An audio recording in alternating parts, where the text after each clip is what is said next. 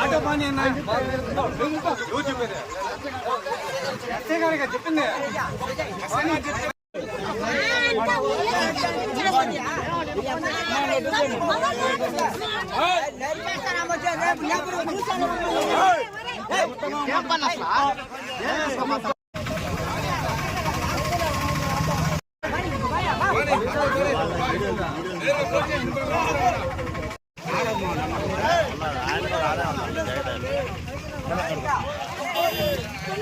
అంటా ఉన్నారు పాపం అండి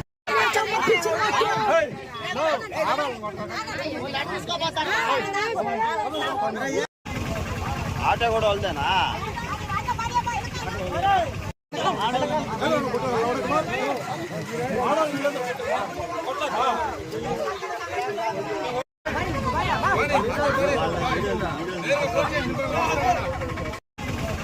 ఆటో కూడా వెళ్తేనా